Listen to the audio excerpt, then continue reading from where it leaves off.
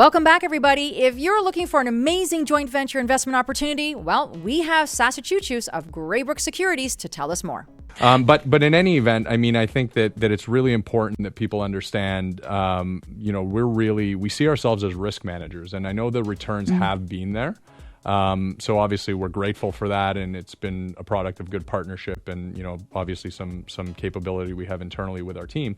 But really our mandate at the end of the day is to make sure that if everything is okay in the world, then the returns that I've referenced are the returns that you can expect.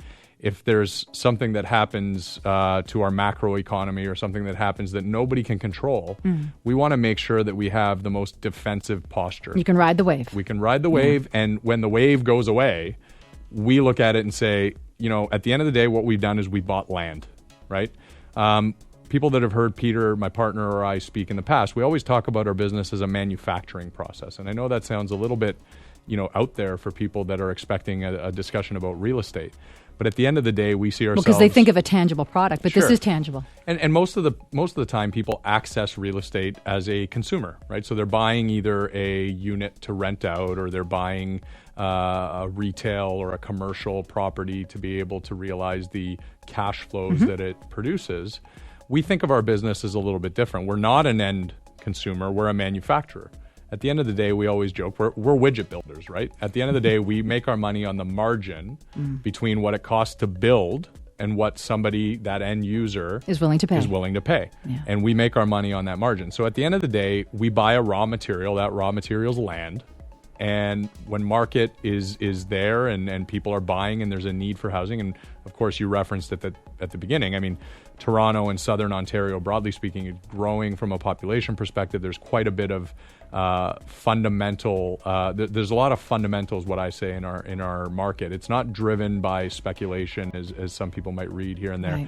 Right. There is a fundamental need for housing. And in Toronto particularly, we have about 100,000 or so new entrants coming in every year. And there's an actual need for the housing, whether it be for rental. Not everybody buys. There's people that rent, but those units are still required, and also on the owner occupant side.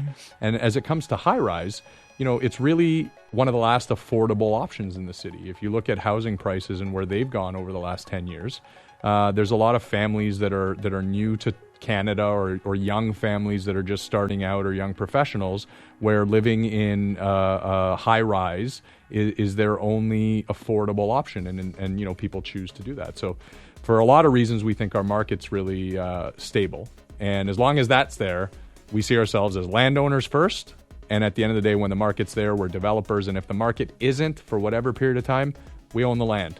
But I think your summary is fantastic, how you define what you do. I mean, widget makers, manufacturers, I think it actually makes perfect sense.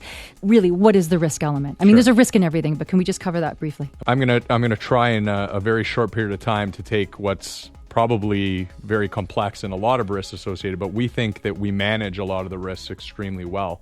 When somebody asks me to answer that question, to characterize the risk, I try to distill it into what I see as the one sort of major risk, and that is a risk of time. And the reason I say that is because if you buy a piece of property that's already within an official plan, zoned for its intended use, so you're not buying a farm and trying to change the zoning bylaw to make it residential. You're already buying something that has that entitlement. In most cases, we buy the property for all cash, so you don't have a carry cost on it, and you don't have a mortgage that one day has to be refinanced, or interest payments. If you think about earlier in our conversation, we talked about development. You're not actually taking on the construction loan until you've sold enough of the inventory. So once you've sold enough of the inventory, then you have to evaluate what's known as execution risk. Is your partner able to build on time, on budget, successfully? And, we have 10 builders with very successful track records that have proven that they can do so. So we think we manage the execution risk. It all comes down to that one piece that nobody controls, which is the market. Right? So to sell 70% of whether it's a low rise, a townhouse, or a high rise, you need to have buyers, right? So if everything's stable in the market and there's a demand, as we've talked about, then sure, you're going to sell 70% of your inventory, and then you're off to the races.